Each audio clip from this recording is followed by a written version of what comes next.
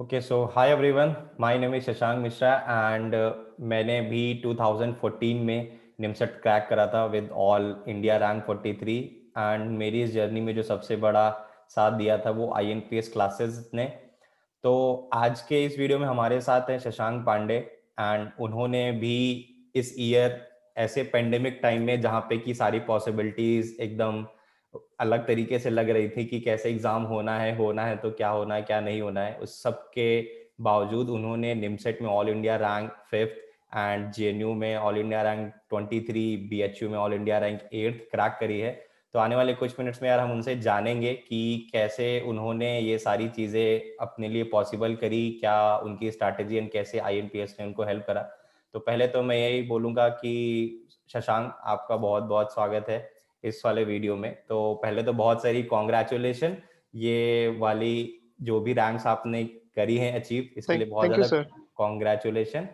And next मैं thank आपसे you यार सर। पूछूंगा कि कौन सा ऐसा, पहले अपने बारे में आप बताओ, कौन सा ऐसा टाइम था जब तुम्हें लगा कि ये एमसीए प्रोग्राम में जाना चाहिए, क्योंकि बहुत सारे कोर्सेज हैं, बहुत सारे और भी एग्जाम्स हैं जिनके के लोग सोचते हैं ट्राई करते हैं, बट तुम्हें कब ऐसा लगा कि तुम्हें इस एमसी वाले प्रोग्राम में जाना है, तो उसके बारे में बताओ।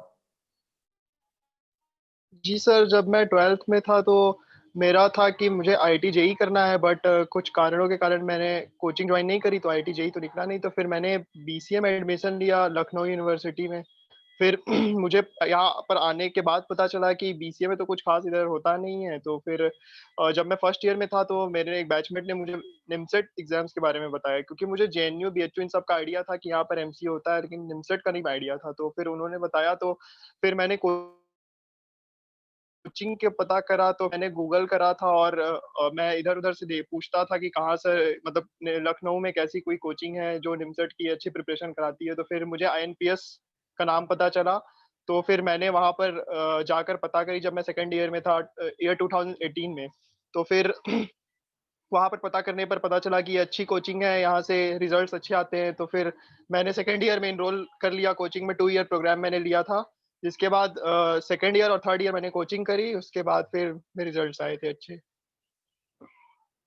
ओके, तो जब आपको ये आईएनपीएस के बारे में पता लगा एंड आपने अपने आप को इनरोल कर दिया, तो अब मैं आपसे ये जानना चाहता हूँ कि क्यों आईएनपीएस ही? क्योंकि भाई आपने जब देखा होगा तो आपको और भी कोचिंग्स के बारे में पता लगा होगा, ऑल्दो आप लखनऊ में थे तो यहाँ पे आईएनपीएस का पता लगा, बट जब उसके बाद आपने वहाँ पे ज्वाइन करा, तो मैं चाहता हूँ कि आप व्यूवर्स को ये बताएं कि क्या बेनिफिट्स आपको लगे आईएनपीएस ज्वाइन करने के, एंड कैसे आपको लगा कि आईएनपीएस वो सारी चीजें, वो वैल्यूज ऐड करेगा और इस तरीके से आपको पढ़ाएगा कि आप इतनी टॉप रैंक्स निकाल पाओगे ऑल इंडिया रैंक पे।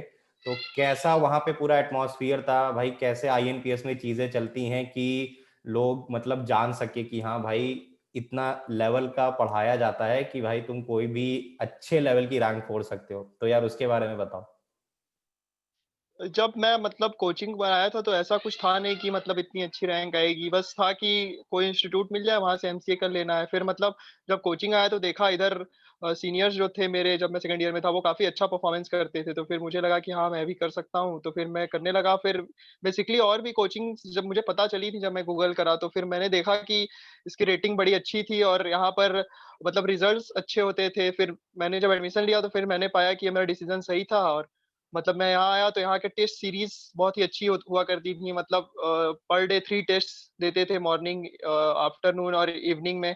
और फिर उसके बाद जब मैं आईएनपीएस मतलब क्लासेस रेगुलर करने लगा, सेकंड ईयर में तो उतना रेगुलर नहीं हुआ करता था, क्योंकि मतलब सेकंड ईयर में था तो मज़े में पढ़ता था, तो उससे कोई मतलब प्रेशर था नहीं। फिर थर्ड ईयर में आया तो फिर और रेगुलर होने लगा, तब लगा कि ये कोचिंग बहुत ही अच्छी है। मतलब यहाँ पर पढ़ाने का तरीका, यहाँ पर कॉन्सेप्ट बिल्डिंग पर ज़्यादा फोकस करते हैं rather than learning the questions and opting for the same method. Sir, apply different methods for different question in which yes, a student can build his own concepts. So इधर मतलब concept building पर अच्छा focus था और test series बड़ी अच्छी हुआ करती थी इधर की। तो उससे मुझे बहुत हेल्प मिली, और मैं बताऊंगा कि मतलब टेस्ट देने से मुझे बहुत ही ज़्यादा बेनिफिट हुआ यहाँ पर आईएनपीएस के। बिल्कुल, बिल्कुल सही बात है शशांक, मैं आपकी बात से बिल्कुल फैक्ट रखता हूँ, एग्री करता हूँ, क्योंकि मैं अगर इस पोजीशन पे हूँ या आज अमेज़न जैसी बड़ी कंपनी में काम कर रहा हूँ या इतनी अच्छी रैंक मैंने लगाई थी, तो जो तुमने बात बोली कि कॉन्सेप्ट बिल्डिंग पे हम ज़्यादा फोकस करते हैं, ना कि रट्टा मार चीज़ों पे कि भाई 50 क्वेश्चन, 100 क्वेश्चन, 200 क्वेश्चन याद कर लो, उसमें से 50 क्वेश्चन आ जाएंगे एग्जाम में और करके चले आना।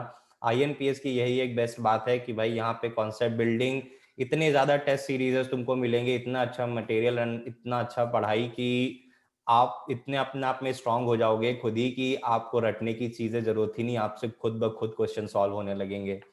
तो अगला जो मेरा सवाल होगा शशांक आपके लिए वो ये, क्योंकि जैसे आप जब सर्च कर रहे थे कोचिंग वगैरह के लिए, आप जब उनकी जानकारी जुटा रहे थे, तो आपने बहुत सारे लोगों को देखा होगा एंड होता भी है भाई, जिनको कि हम आज के टाइम में कोचिंग माफियाज एक तरीके से बोला जाता है, जिसमें कि वो बहुत ही अपना ज्यादा फेक एडवर्टाइजमेंट करते हैं एंड लोगों को अट्रैक्ट करने की कोशिश करते हैं।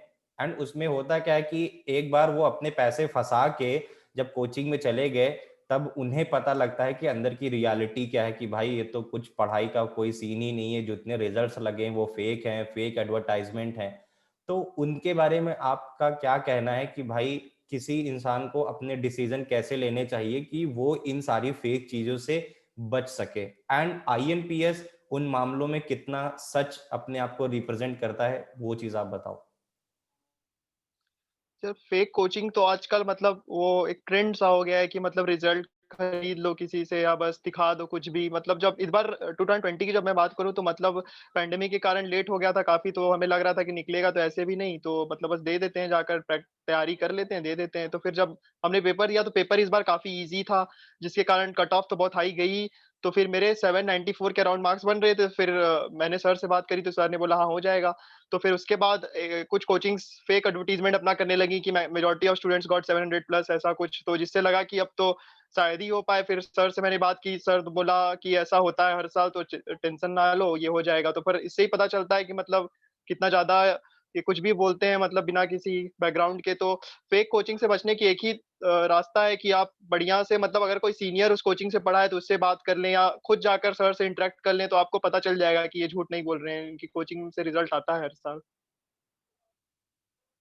जी, बिल्कुल सही बात, बिल्कुल सही बात बोली कि अपनी खाली रिजल्ट जो टेम्पलेट लगे हुए हैं उनको पढ़ के कोई डिसीजन लेने की ज़रूरत नहीं है। आपको कुछ पता लगता है तो आप उसकी तहकीकात करिए, आप वहाँ के उन बंदों से बातें तो करिए जिनके, क्योंकि लोग फेक में यही करते हैं भाई, किसी का भी नाम लेके कर दिया और आप जब उसको सोशल मीडिया पे सर्च करोगे, उस बंदे को ढूँढने की कोशिश करोगे तो वो बंदा ही नहीं मिलेगा। पता लगेगा कि भाई ये तो किसी रैंडम बंदे की फ़ोटो लगी हुई है।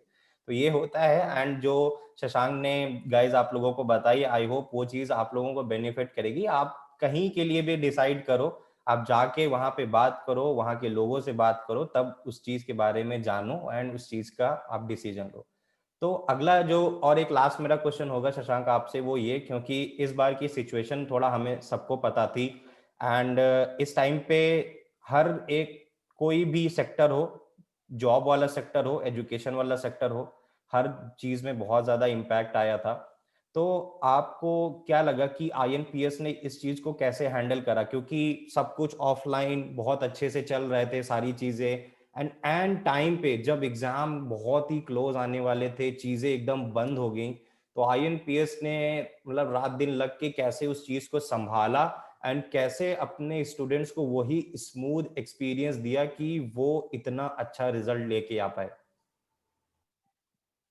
जब अप्रैल में लॉकडाउन हुआ था, तो हमें नहीं पता था कि इतना लॉकडाउन लंबा जा सकता है, तो फिर हमने पढ़ाई छोड़ दी थी।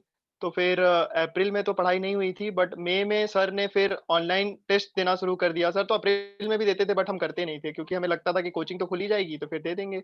तो फिर सर ने मई से देना शुरू किया, रेगुलरली हम देने लगे। मॉक टेस्ट होते थे रोज़। रोज़ नहीं तो मतलब 3 डे इन अ वीक हो जाते थे मॉक टेस्ट होते थे, रेगुलर टेस्ट होते थे और सर की लाइव क्लासेस आती थी ज़ूम पर और यूट्यूब पर। तो उससे लगता ही नहीं था कि मतलब कोचिंग में नहीं है, लग रहा था कि कोचिंग चल रही है, हम उसी में पढ़ाई कर रहे हैं। तो मतलब कुछ ऐसा इफ़ेक्ट नहीं पड़ा मई से लेकर सितंबर अक्टूबर तक फिर हमने ऑनलाइन ही पढ़ाई की, तो उससे ज़्यादा कुछ फ़र्क नहीं पड़ा कि मतलब ऑफ़लाइन क्लास है या ऑनलाइन क्लास है, लगता था कोचिंग में ही है क्योंकि टेस्ट रेगुलर होते थे, जिससे हमें फ़र्क नहीं पड़ा कि हमारी प्रैक्टिस छूटी नहीं और हम कंटिन्यू रहे।